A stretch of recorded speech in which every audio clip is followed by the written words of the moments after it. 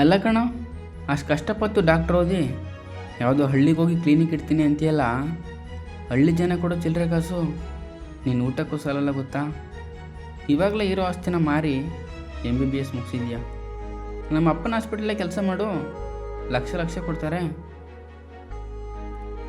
ನಾನು MBBS ಓದಿ doctor ಆಗಿದ್ದು ನನ್ನ ತಾಯಿಗೆ ಸರಿಯಾದ ಚಿಕಿತ್ಸೆ ಸಿಗದೆ ಪ್ರಾಣ ಬಿಟ್ಟಿದ್ದಕ್ಕೆ. ಅವತ್ತು ನನ್ನ ಹತ್ರ ದುಡ್ಡಿದ್ದಿದ್ರೆ ನನ್ನ ತಾಯಿ ಸಾಯ್ತಾ ಇರಲಿಲ್ಲ. ನನ್ನ ಕೈಲಿ ಎಷ್ಟಾಗುತ್ತೋ ಅಷ್ಟು ಜನರಿಗೆ ಫ್ರೀಯಾಗಿ ಚಿಕಿತ್ಸೆ ಕೊಡ್ತೀನಿ. ಇದೇ ನನ್ನ ಗುರಿ. ಈ ಥರ ಗುರಿ ಇರೋನು ಪ್ರೀತಿ ಯಾಕೆ ಮಾಡಬೇಕಿತ್ತು? ಮನೆಯಲ್ಲಿ ಏನಂತ ಕೇಳೋ ಅಪ್ಪನ್ನ. ನೋಡು, ನೀನು ತುಂಬ ಶ್ರೀಮಂತ ಕುಟುಂಬದಲ್ಲಿ ಬೆಳೆದಿರೋ ಹುಡುಗಿ. ಇನ್ನಷ್ಟೇ ಶ್ರೀಮಂತವಾಗಿರೋ ಹುಡುಗನ್ನ ನೋಡಿ ಮದುವೆ ಮಾಡ್ಕೊ. ನೀವು ಹುಡುಗರು ತುಂಬ ಸುಲಭವಾಗಿ ಪ್ರೀತಿ ಮಾಡ್ತೀರಾ, ತುಂಬ ಸುಲಭವಾಗಿ ಬಿಟ್ಟು ಹೋಗ್ತೀರಾ ಅಲ್ವಾ? 5 ವರ್ಷದ ಪ್ರೀತಿಗೆ ಬೆಲೆ ಇಲ್ವಾ? ಪ್ರೀತಿಗೆ ಬೆಲೆ ಕಟ್ತಾ ಇರೋದು ನೀನು, ಲಕ್ಷ ಲಕ್ಷ ಸಂಪಾದನೆ ಮಾಡುವಂತ. ಅಷ್ಟು ಇಷ್ಟಪಡೋಳು ನನ್ನ ಕನಸಿಗೆ ಗುರಿಯಾಗಿ ಜೊತೆಯಾಗಿ ನಿಲ್ಬೋದು ಅಲ್ವಾ? ಸ್ವಲ್ಪ ಪ್ರಾಕ್ಟಿಕಲಾಗಿ ಥಿಂಕ್ ಮಾಡು. ನಿನ್ನ ತಾಯಿಗೆ ಸರಿಯಾಗಿ ಚಿಕಿತ್ಸೆ ಸಿಗದೆ ಸತ್ರು ಅಂತ ಫ್ರೀ ಟ್ರೀಟ್ಮೆಂಟ್ ಕೊಟ್ಟು ಎಷ್ಟು ಜನರ ಪ್ರಾಣ ಉಳಿಸ್ತೀಯ ಹೇಳು? ಆ ಭಗವಂತ ಎಷ್ಟು ಜನರ ಪ್ರಾಣ ಉಳಿಸೋಕೆ ಶಕ್ತಿ ಕೊಡ್ತಾನೋ ಅಷ್ಟು.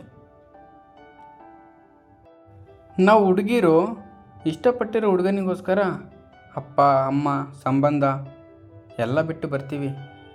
ನಿನಗೆ ಅಪ್ಪ ಅಮ್ಮ ಯಾರೂ ಇಲ್ಲ. ನಮ್ಮ ಅಪ್ಪ ಅಮ್ಮನ್ನೇ ನಿನ್ನ ತಂದೆ ತಾಯಿ ಅಂದ್ಕೊಂಡು ನಮ್ಮ ಮನೇಲೇ ಇರ್ಬೋದು ಅಲ್ವಾ?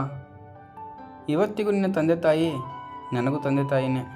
ಆದರೆ ನಿಮ್ಮ ತಂದೆ ತಾಯಿ ದುಡ್ಡು ದುಡ್ಡು ಅಂತಾರೆ.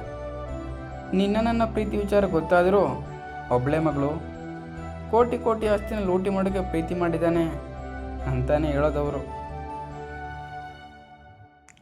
ಸರಿ ಬಿಡು, ಇನ್ಮೇಲೆ ಯಾವತ್ತೂ ನನ್ನ ಮಾತಾಡಿಸ್ಬೇಡ, ನನಗೆ ಫೋನ್ ಮಾಡಬೇಡ. ನನಗೋಸ್ಕರ ತುಂಬ ಜನ ಲೈನಲ್ಲಿದ್ದಾರೆ ರಾಣಿ ಥರ ನೋಡ್ಕೊಳ್ಳೋಕ್ಕೆ. ನಿನ್ನ ಜೊತೆ ಹಳ್ಳಿಗೆ ಬಂದು ಬದುಕೋಕೆ ನನ್ನ ಕೈಲಾಗೋಲ್ಲ. ತಗೋ ನೀನು ಕೊಟ್ಟಿರೋ ಜುಜುಬಿ ಗಿಫ್ಟ್. ಓಹ್, ಅವತ್ತು ಚಿನ್ನ ಬೆಳ್ಳಿ ಮುತ್ತು ರತ್ನಕ್ಕಿಂತ ನೀನು ಕೊಟ್ಟಿರೋ ಗಿಫ್ಟ್ ತುಂಬ ಸ್ಪೆಷಲ್ ಅಂತಿದೆ. ಇವಾಗ ಜುಜುಬಿ ಆಯಿತಾ?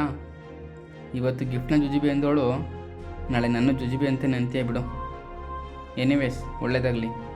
ನಿನ್ನ ಥರ ನೀನು ಕೊಟ್ಟಿರೋ ಗಿಫ್ಟ್ನ ನಾನು ಕೊಡಲ್ಲ. ನಾನು ಸಾಯೋವರೆಗೂ ನೀನು ಕೊಟ್ಟಿರೋ ಚಿನ್ನದ ಲಾಕೆಟ್ ನನ್ನ ಜೊತೆಲೇ ಇರುತ್ತೆ. ಕಣ್ಣಂಚಲ್ಲಿ ನೀರು ತುಂಬಿಕೊಂಡು ಹೊರಟು ಹೋದಳು ಮಮತಾ. ಈ ಪ್ರೀತಿ ಅನ್ನೋದು ಒಂಥರ ವರ, ಒಂಥರ ಶಾಪ. ತುಂಬ ಪಾಠ ಕಲಿಸೋದು ಈ ಪ್ರೀತಿನೇ. ನೋಡಿ, ನೀನೇ ಪ್ರಾಣ ಅಂದವರನ್ನು ಬಿಟ್ಟು ಬದುಕೋದು. ಜನರು ಎಷ್ಟು ಪ್ರೀತಿ ಮಾಡ್ತೀಯ ಅಂತ ಕೇಳಲ್ಲ, ಎಷ್ಟು ದುಡ್ಡು ಮಾಡಿದ್ದೀಯ ಅಂತಲೇ ಕೇಳೋದು. ಇಷ್ಟೆಲ್ಲ ಗೊತ್ತಿದ್ರೂ ನಾವು ಮೂರ್ಖರು ಪ್ರೀತಿ ಪ್ರೀತಿ ಅಂತ ಸಾಯ್ತೀವಿ.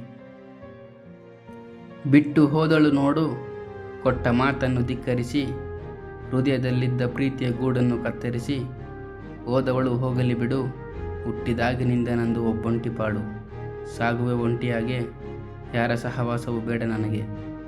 ಹೀಗೆ ಭಗ್ನ ಪ್ರೇಮಿಯಾದ ನಾಯಕ ವಿಷ್ಣು ದಟ್ಟ ಕಾಡಿನ ಮಧ್ಯೆ ಇರುವ ಪುಟ್ಟ ಊರು ಭೂತನ ಕಾಡಿಗೆ ಹೊರಟ. ಮುಂದುವರಿಯುತ್ತದೆ. ದಯವಿಟ್ಟು ನನ್ನ ಚಾನಲನ್ನು ಸಬ್ಸ್ಕ್ರೈಬ್ ಮಾಡಿ. ಮುಂದಿನ ಸಂಚಿಕೆ ಆದಷ್ಟು ಬೇಗ ಪೋಸ್ಟ್ ಮಾಡ್ತೀನಿ. ಧನ್ಯವಾದಗಳು.